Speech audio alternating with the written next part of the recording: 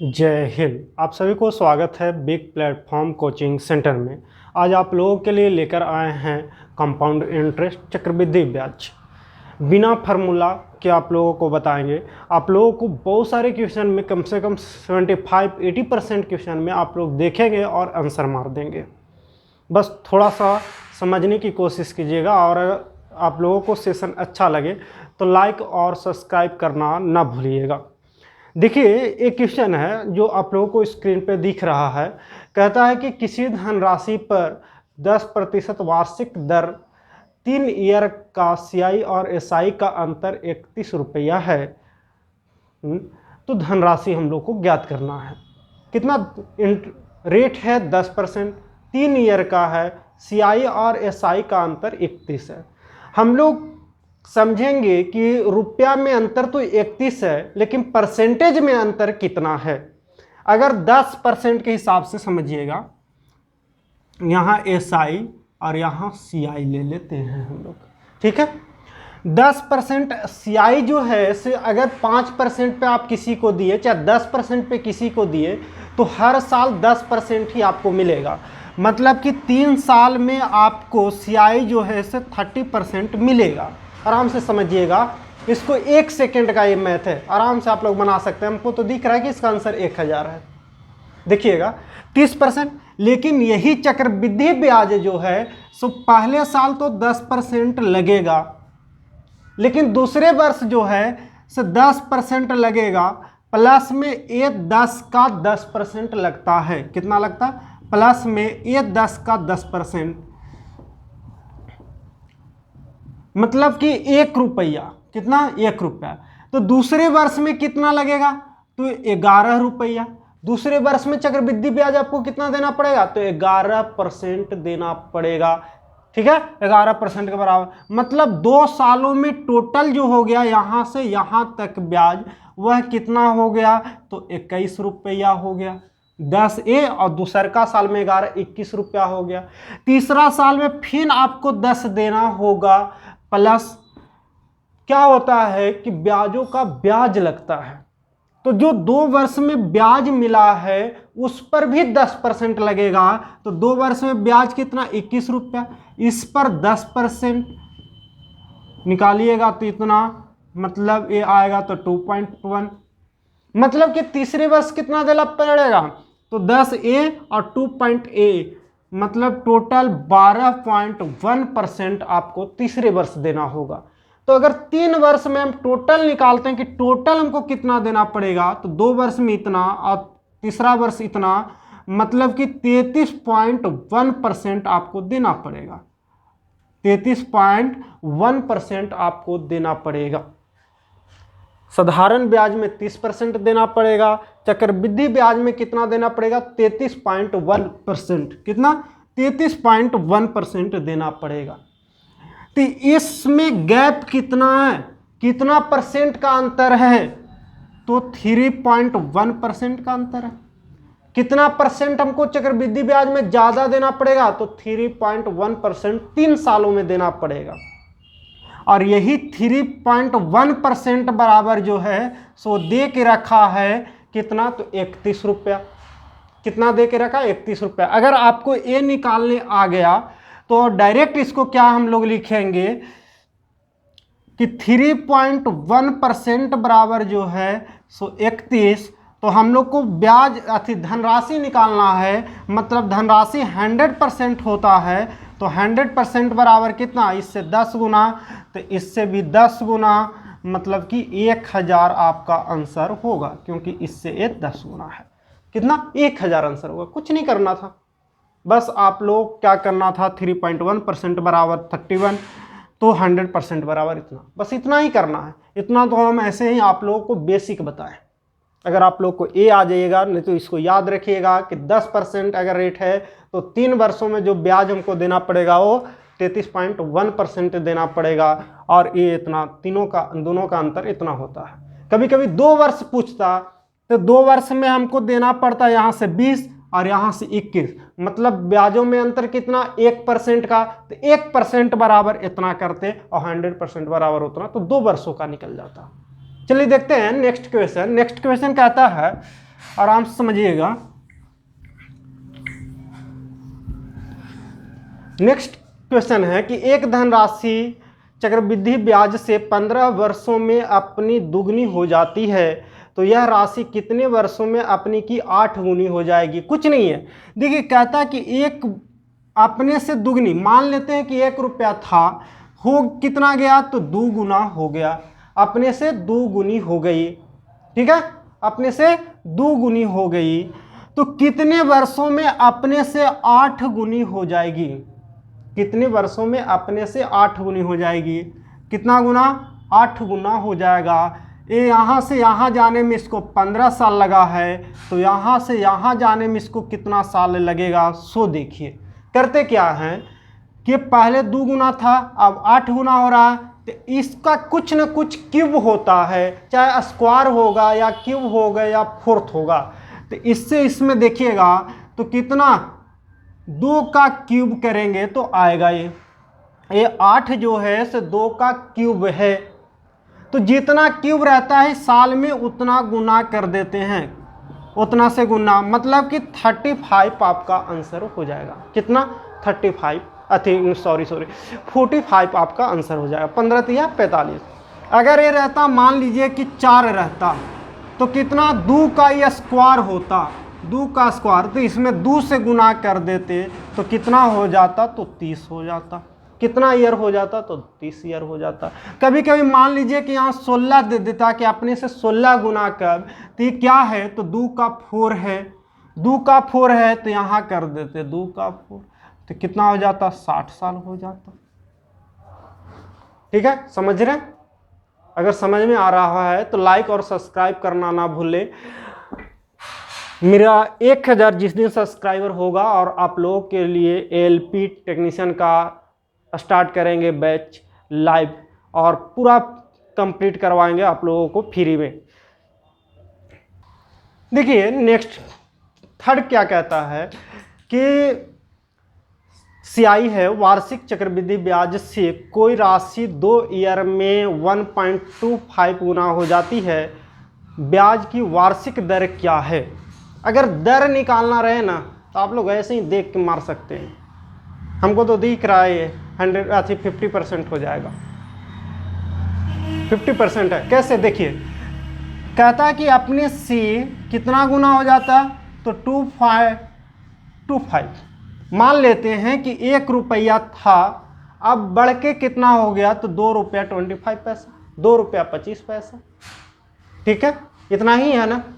तो जितना पहले था और जितना हो गया कुछ नहीं करना है, जितना हो जाता है उसको ऊपर रखते हैं और जितना पहले था उसको नीचे रखते हैं।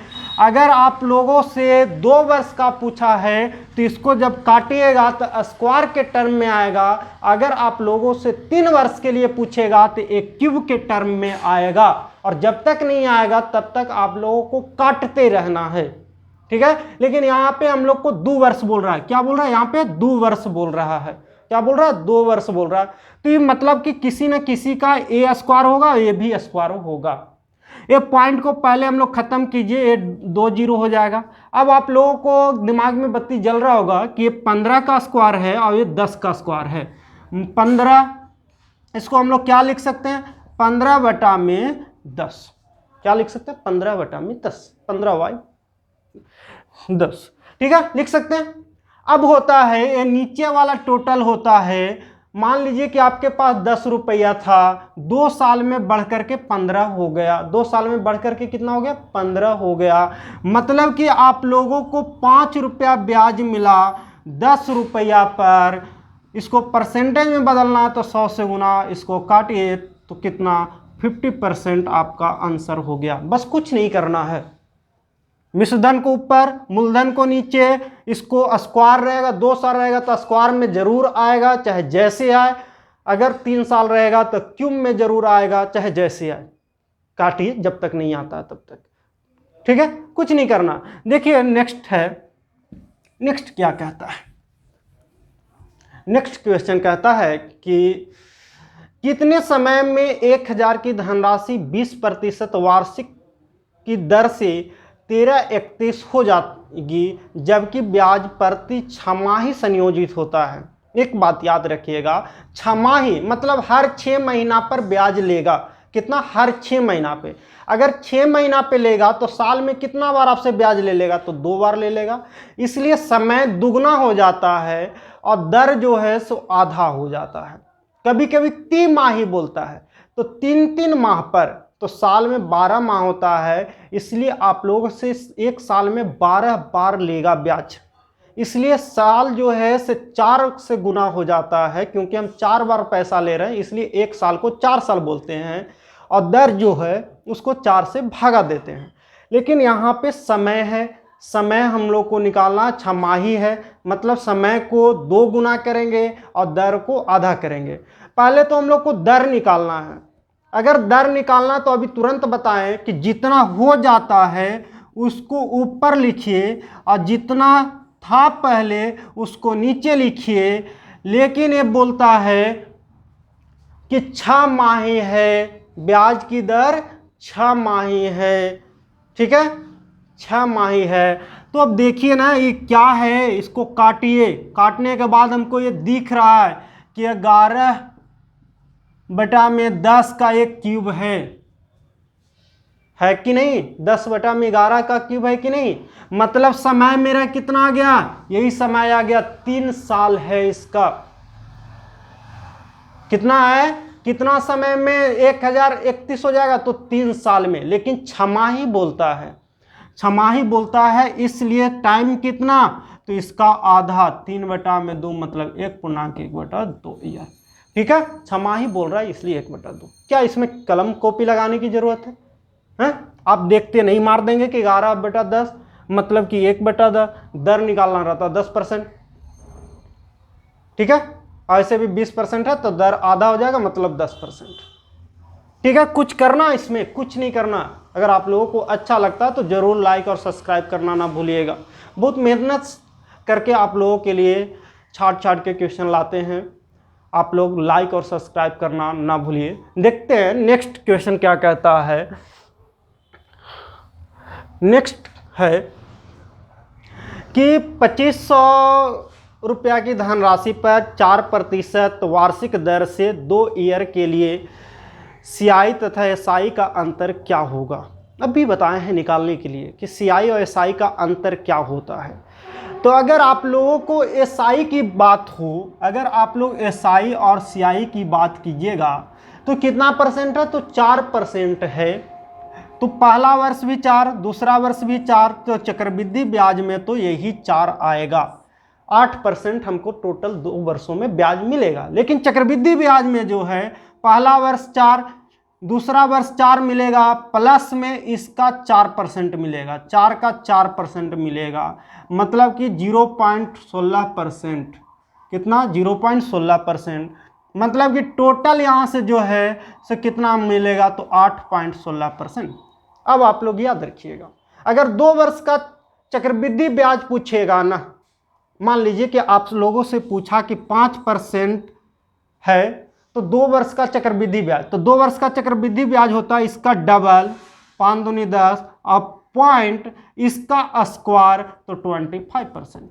अगर आप लोगों से 6% का बोलेगा चक्रवृद्धि ब्याज, तो इसका डबल कितना? 12 पॉइंट इसका स्क्वायर, तो 36।